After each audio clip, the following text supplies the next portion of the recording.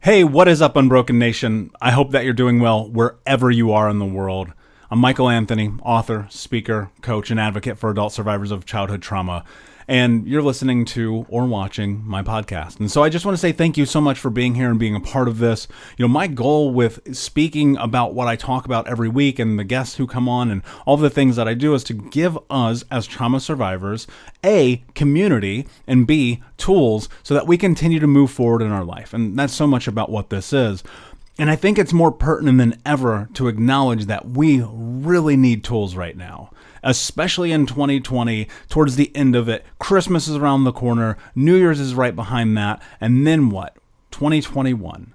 And what is that going to be? What is that going to look like? And I think starting right now, we can put ourselves in a position to be successful as we head into next year by starting right now with personal boundaries. And so I'm going to leave you in this conversation some ideas, some thoughts, some tips, some tools to step through what's next in your life in a way that is about you first and foremost. All too often in society, especially here in America, we are put in a position where we have to measure our value by our family. And I don't think that's necessarily fair, and I don't think it's a good measurement for whether or not we deserve the things that we have in our life. So often you hear, but it's your family, but it's your family, but it's your family. Well, I don't believe in that. I don't believe that we have to put ourselves in a position in which we allow toxicity to run our life. Now, how do you move through that? I posted the other day something to the effect of it's odd that we live in a society that puts family first over self-care, over taking care of yourself, over putting you first. And toxicity, as we know, is running rampant in homes around America and the world. I don't want to just single out America because it's everywhere. And this idea and notion that family has to always come first really drives me crazy because that catapults into work has to come first. And girlfriends and boyfriends have to come first. And pets have to come first. And neighbors have to come first. And strangers on the streets have to come first. And I don't believe that that leads to sustainability. We, as individuals, have to put ourselves first. Now, that said, this does not come from a selfish place. This just simply comes from a place in which we have to acknowledge that if we do not take care of ourselves first, how are we going to take care of the world? And when I think about goals, I think about attributes, I think about all the things that I want to accomplish or do in my life. If I don't put myself first, I can't possibly move towards those things. And yet, we live in this society that constantly tells us your needs are secondary to everyone else. And you've heard it, and you've seen it, and you felt it, and you witnessed it, and that's not true, and especially right now. I want you to think about this. This idea of being in toxicity and being around people during the holidays because the universe and the world says we're supposed to is archaic. And when you think about what it means to put yourself in a position to be successful in life, it's very much that airplane mentality. I've said it a bazillion times. You have to put your oxygen mask on first. And if you don't, how are you going to serve other people? Here's the problem, though. Right now, especially right now, the holidays, first off, in general, are incredibly triggering, right? Then you tack on COVID, then you tack on unemployment, then you tack on all the other things that are happening in the world right now, and chaos ensues. And that starts intrinsically, inherently, and internally with us first, and then you see it kind of seep into the outside world. And so how do you put yourself in a position to be successful along with setting yourself up for success in the future in a time which you are being set up to fail? Like, I'm going to say it because I don't hear anyone saying it. We are getting set up for complete and utter failure, not just economically, but socially and mentally and emotionally and across the board. Right now is probably one of the hardest times in human history to actually put yourself in a position to show up for yourself. Tools are limited, money is limited, access is limited, and yet we have the ability, if we choose, to find our way through it no matter what. Now, How do you get to that place? I don't think that you can get there if you are triggered. If your brain and your body are disconnected and you're dissociated and you're attacking everything from left field at 100 miles an hour without really understanding how you got to where you are right now, you are going to have no benefit in this journey, right? Because you're not going to be able to recognize what is actually happening. And we also call this being present. And so I think about this. With pause, take inventory of your life. Look at where you are and look at where you want to go within the next 90 days, right? So we're talking about March. Not that far away. March is not that far away. So how do you start game planning for next year right now? How do you put yourself in a position to be successful when you're being triggered and impacted by the holidays, by Christmas, by toxicity? You have to pause. You have to take a break. You have to remove yourself from everything and decide what is it that you want your life to look like within the next 90 days. And I choose 90 days because I think it's palatable. I think it is very easy as an access point to start creating change in your life within 90 days, right? We know that it takes 66 days to create a new habit. That's great, but I'm less interested and curious about habits right now and more interested about the impact of what you do on a daily basis between now and 90 days from now to set yourself up for success. And that starts in this moment. We are a few days away from Christmas. And some of you listening and watching right now are going to do something that you know you should not do. You're going to go to a family event. And that's not a COVID thing. That is a self-care thing. That you are going to break a promise to yourself that you are putting yourself first by going and putting yourself into a toxic scenario. Now look, I'll say this. I recognize not everyone has to deal with toxicity right now in the current moment, but that doesn't mean that you cannot still be triggered by events of the past around this time of year. The way the food smells, the way the candles are lit, the darkness, like it's so much, right? And then you tack on the holidays, right? Go be with the family. Go be around the people who you don't want to be around. Put yourself second. Buy the Christmas presents you can't afford. Buy the dress you can't afford. Show up with the things that you shouldn't bring. Like the list goes on and on and on about the ways that we put ourselves secondary in this process. And what I want you to think about is this. As you move forward in your life, how are you going to be successful if you're unwilling to put yourself first? And being unwilling to put yourself first means subjecting yourself to, in effect, the torturous environment of toxicity. I think about this all the time. When I was a kid, all I ever wanted was someone to come and rescue me. And I mean this. I'm not making this up. This is not hyperbole. This is true. All I ever wanted was someone to come and rescue me. Someone to come and knock on my door and say, hey, Michael, I'm your real father. I'm Mr. Rich Guy. I'm whomever. And I'm here to take you away from all of this. From all the toxicity, from all the abuse, from all the torture, from all the everything. And I'm here to rescue you. That person didn't come. That person isn't coming for you either. And I'm sorry, and it sucks, and it's fucking unfair. And I wish that weren't the case, but I want you to understand this. That means that you are in the position to be in control of your life. That means that you are in the position to create the change that you want. And to get to that place, that starts with showing up for yourself first and foremost. The very first thing I think about in this process is, how do I put my boots on first? I got to walk out the door. I got to go down the street. I got to go and take care of all the things in life that one has to take care of. Well, how do I put my boots on? How do I put myself in a position to be successful first, knowing that the second I walk out the door, everyone is going to want everything from me? Now, this is hyperbole or an analogy or however we want to describe it. So I think about this. If I'm going and I'm putting myself in situations that are toxic to me, is that not a form of self-sabotage? You hear about it all the time. Stop sabotaging yourself. Stop sabotaging yourself. The problem is people don't know that they're sabotaging themselves. And this may be your experience right now, was stuck in a habit loop based on experiences that told me this is the way that I am supposed to behave because this is human behavior, i.e., I'm going to burn down everything in my life because it seems like that's the thing that I'm supposed to do. Loop. Again and again and again ad nauseum until the moment that you stop and you go, what is really happening in my life right now? Can I show up for myself? Can I stand up for myself? Can I put myself in a position where I come first all the time? Now look, you may have kids, and you may have family, and you may have a husband or a wife or a partner or whatever. You may have business obligations, you may have friends, you may have all of the things. And I hope that you do. I hope your life is fucking amazing right now. I truly do.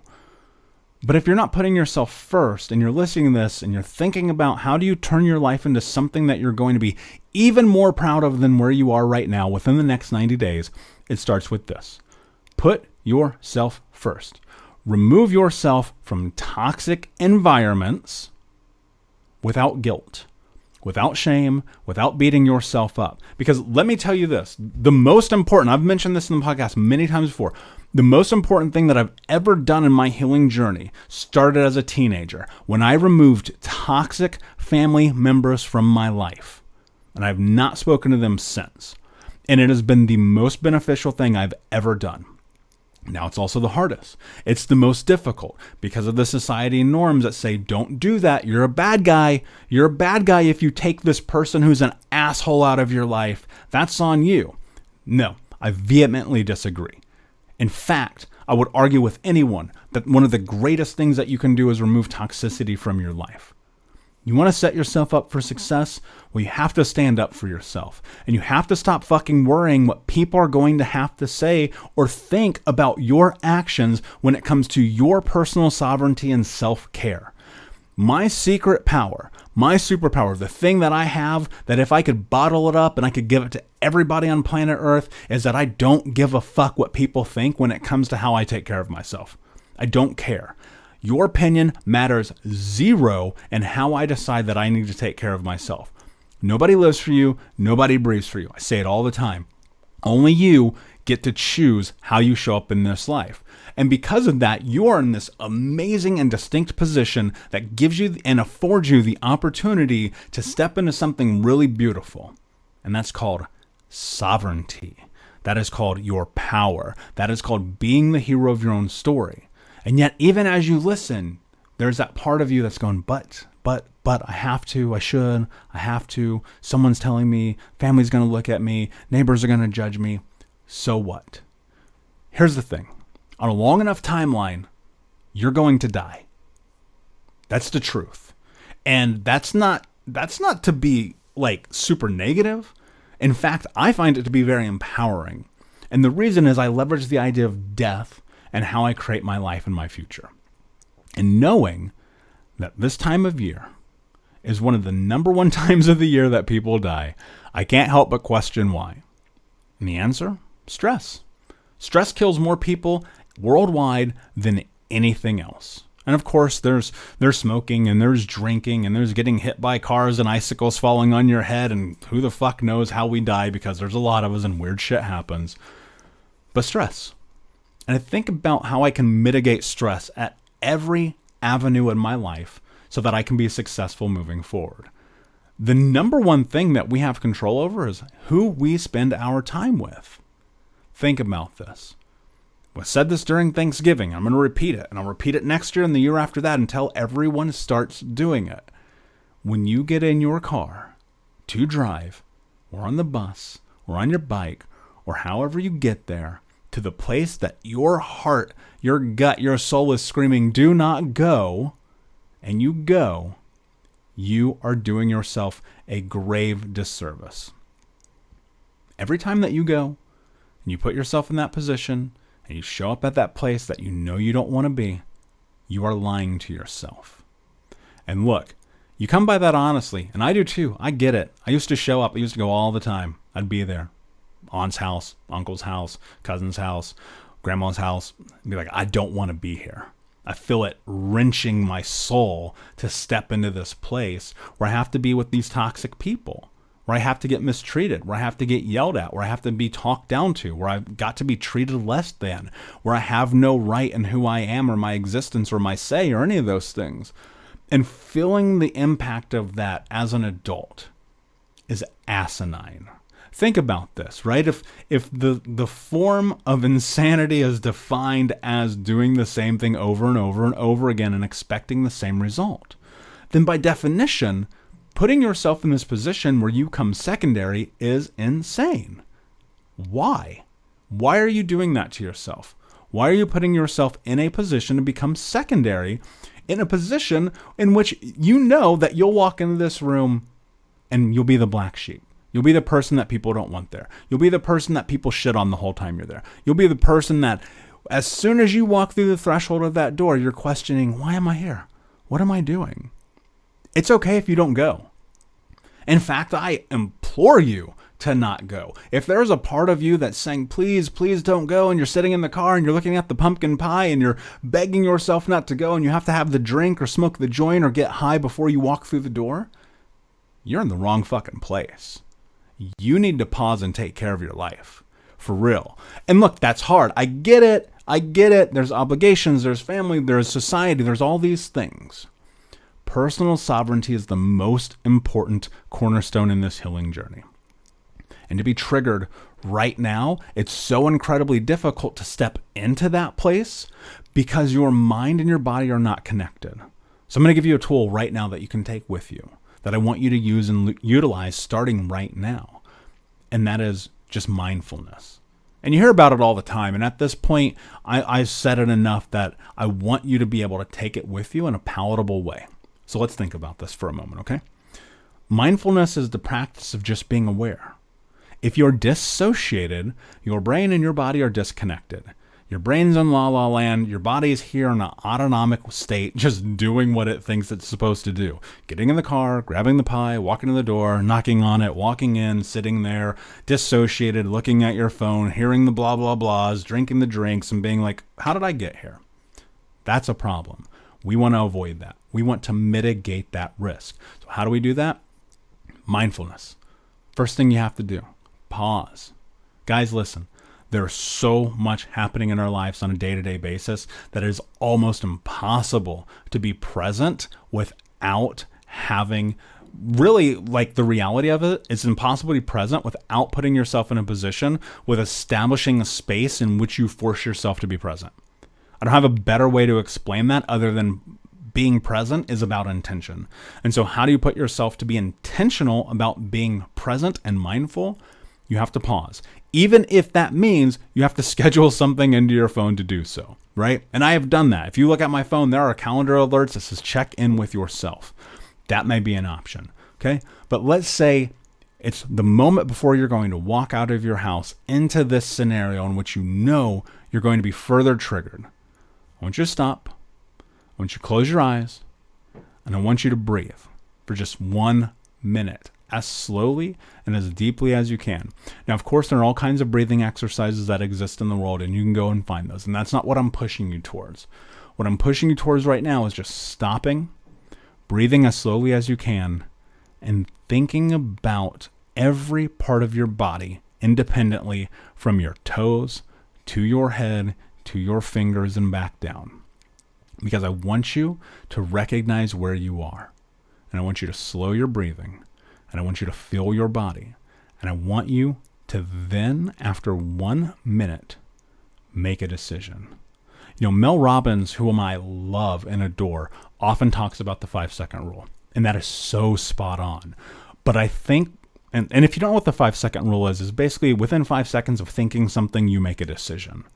That's gut instinct. That's following your intuition. That's stepping into the known of who you believe you to be, right? That's super reasonable. I love the 5-second rule. It's powerful. It works in my life. But it used to take me a minute to get there.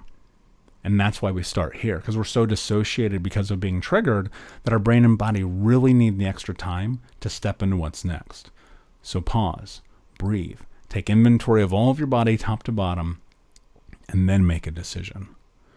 And in that moment, that decision that you make needs to be one that is fortified within the trust that you have within yourself that you are doing the right thing for you. And then I want you to carry that over into everything else that you do all year long. So step into 2021, I want you to carry that idea with you. Every time that you feel like you are questioning yourself about the choices and decisions that you make, I want you to get mindful. And I want you to step into being inside of your body to make a choice. Your brain and your body, they are connected in a way that is meant to create a survival mechanism, because ultimately the number one goal as a human being is survival, to live. It's a lot harder to live when you're always stressed out, when you're always triggered. More so when you're always putting yourself in situations or positions that you know you should not be in. And we do that because we come by it honestly. Ever since we were a child, we had to be thrown into these positions in which we had no say. If you take anything with you today, the one thing that I want you to understand is that you have say in everything that happens in your life from this moment moving forward. Whether or not that works for you lies in the decisions and the indecisions that you make.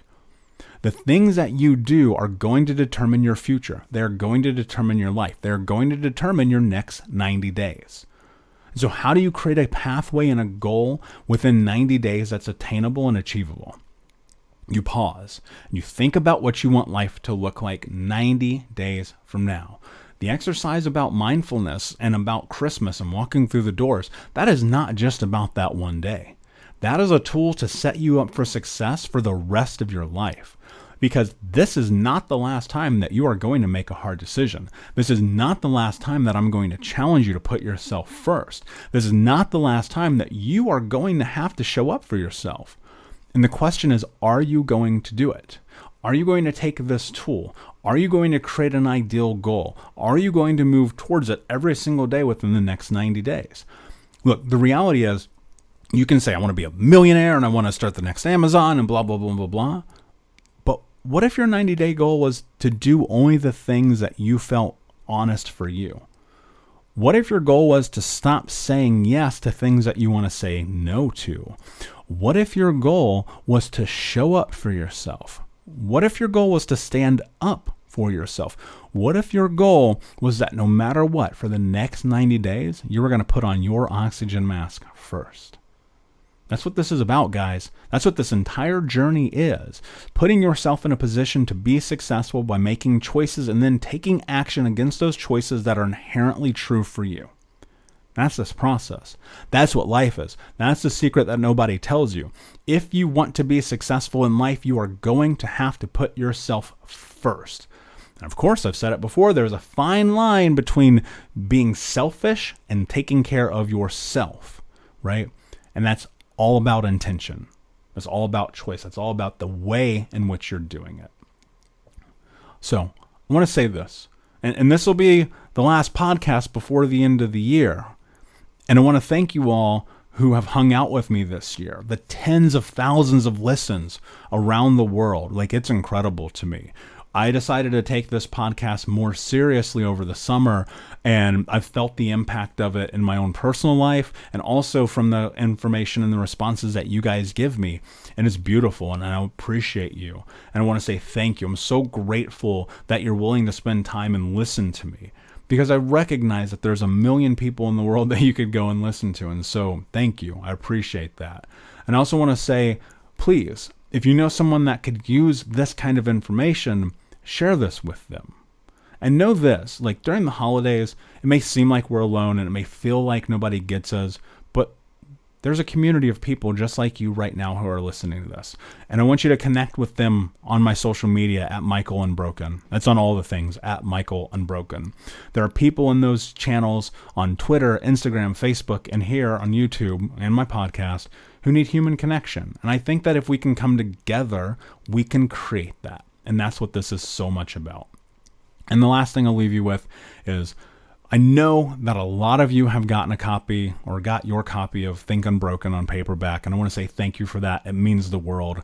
I'm getting ready to launch something very special with the podcast, and starting the first week of January, I'm going to have guests every Thursday who are specialists, who are experts, who are people that I believe bring something incredibly valuable to the table of this mental health journey, who I believe understand and identify what it means to think unbroken, who have seen the world through a different perspective and scope, and I'm so excited to share them with you.